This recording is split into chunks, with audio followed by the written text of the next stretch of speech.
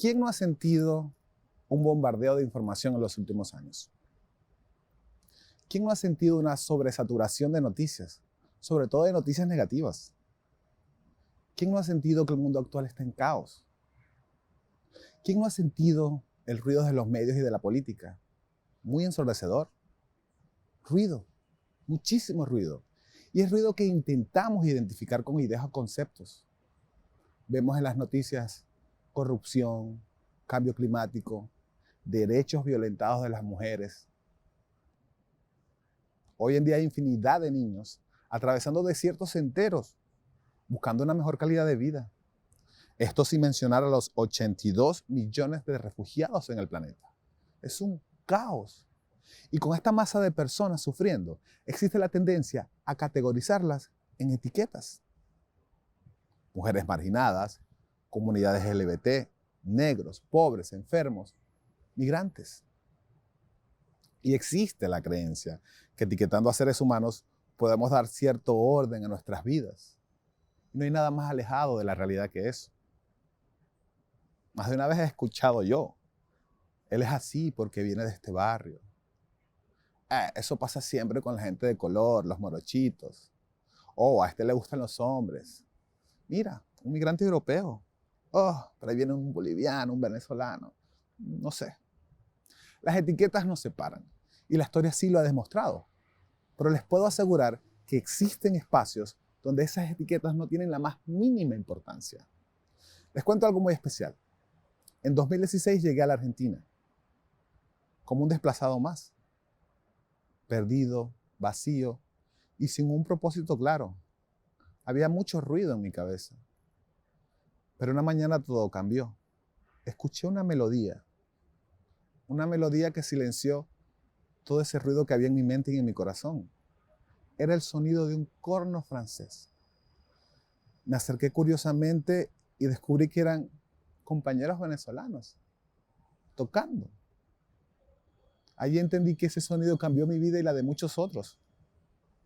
Esos músicos son solo algunas de las personas que escaparon de la mayor crisis de la región, que según ACNUR había desplazado a casi 6 millones de venezolanos. Y obviamente este grupo ya tenía su nueva etiqueta: desplazados, exiliados, migrantes, rapi. Estos músicos del subterráneo provienen del aclamado sistema de orquestas venezolano, conocido en todo el planeta. Valiosísima labor. Estuvieron en los mejores escenarios del mundo y ahora nos toca verlos en el subte. ¿Qué pasó? Vi el brillo en sus ojos, cargados de mucha esperanza, de mucha fortaleza. Y es justamente allí donde surgió la idea o la chispa inicial de agruparnos en una orquesta sinfónica. No solo que sirviera como grupo de contención, sino como esa familia que perdimos. Les cuento, la migración forzada es muy agresiva. Salir de un país por etiquetas y entrar en otro donde te coloquen nuevas etiquetas es terrible. Antes éramos los músicos del sistema, el orgullo nacional. Ahora somos los músicos del subte. Definitivamente algo había que hacer. E hicimos. Al principio fue una idea simple e ingenua. Latin Box Machine. Qué raro suena, ¿no? La máquina de la voz latina. O como decía una amiga periodista, la máquina de los sueños. Y fue un sueño que comenzó con un primer ensayo, con 35 músicos, muy poderoso, muy emotivo. Crecimos, nos adaptamos, sufrimos, mutamos, maduramos. Hoy en día somos 150 seres humanos, 150 almas de distintas nacionalidades, no solo venezolanos, uruguayos, argentinos, chilenos, colombianos. La diversidad es de ensueño y se respira. Hoy en día tenemos el orgullo de generar un espacio de encuentro con profundo sentido de pertenencia. Un espacio donde existe el reconocimiento, donde existe la co-creación y por sobre todo la trascendencia a través de lo que sabemos hacer, que es arte. De pronto empezamos a sentir que algo importante estábamos haciendo, que algo importante estaba pasando. Y semana a semana se potenciaba la emoción de ese encuentro. Cada domingo se volvió algo sagrado. Nosotros conseguimos en ese espacio una convivencia perfecta, donde había música por doquier. Y en ese espacio no había lugar para tristezas, solo compañía. Sucede que cuando te sumerges en la música orquestal, cuando una orquesta ejecuta una pieza de Mahler o un merengue de Juan Luis Guerra, no hay lugar para esas etiquetas absurdas. Sencillamente es irrelevante de qué nacionalidad o de qué color es cada músico, en qué barrio vive, si es rico, si es pobre, porque delante de una partitura no existen esas etiquetas que nos separan. Es lo poderoso de la música, es lo poderoso del arte.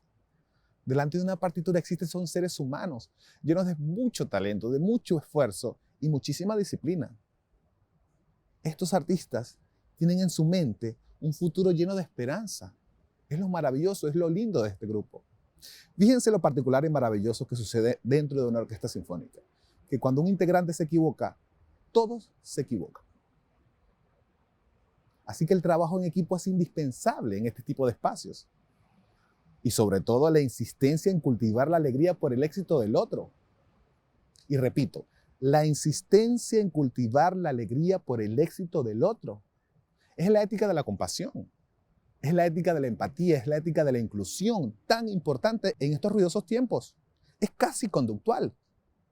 Y todo esto se transfiere a tu vida familiar, a tu vida cívica, a tu vida personal. No es posible llegar a las más excelsas sinfonías de Mendelssohn o de Tchaikovsky sin estos principios tan básicos. Qué sublime, ¿verdad? Ahora, imagínense que un ministerio funcione como un ensamble orquestal, con esta estructura. Pueden imaginarse un medio de comunicación que apunte a la pureza de la ética en cada uno de sus mensajes.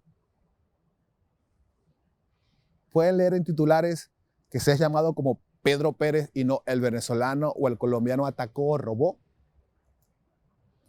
Pueden imaginarse una asamblea o un congreso de la nación donde se respeten esas diferencias y se busque lo que se tiene que buscar, que es la armonía de los ciudadanos. Parece irreal, ¿verdad? Pero existe, porque existimos y queremos ser escuchados. Es lo mágico de una orquesta. Porque a través de sus prácticas hemos logrado lo que difícilmente logra un político, un ministerio, un medio de comunicación. ¿Y qué es eso? Es la inclusión en todos sus niveles. Qué mágica es una orquesta, ¿verdad? Y nuestra historia apenas comienza y no sabemos, no estamos seguros si vamos a regresar o no. Eso también es irrelevante. Porque luego de esta travesía tan poderosa, tan intensa, nos sentimos tan ciudadanos del mundo que esto de las fronteras no tiene mayor importancia. El ejemplo de Latinvox es solo una de las millones de iniciativas que están esperando a ser descubiertas y a ser apoyadas. No solo en la música, también en el teatro, en la danza, en el cine. Sin duda yo les puedo asegurar que por mi experiencia y la experiencia de este equipo tan poderoso, es que la música es la medicina del alma, ha sido nuestra medicina. Y si nos detenemos y abrimos nuestros oídos y nuestros corazones, el sonido de una orquesta puede ayudarnos a calmar las enormes tensiones de la vida común, tan ruidosa. Y puede que sea inevitable que sigamos utilizando etiquetas. Quizás no podamos escapar de eso, pero al menos vamos a darle un uso positivo. ¿Qué tal etiquetas como emprendedor, luchador, optimista, trabajador, soñador? Así que la próxima vez que se sientan abrumados con todo este ruido que generan las etiquetas, los medios, el ruido de la política, de los conflictos, no olviden algo muy simple: tomarse una pausa para hacer silencio. Porque solo en el silencio podemos escuchar a la más hermosa melodía, que es la voz de nosotros mismos. Muchísimas gracias.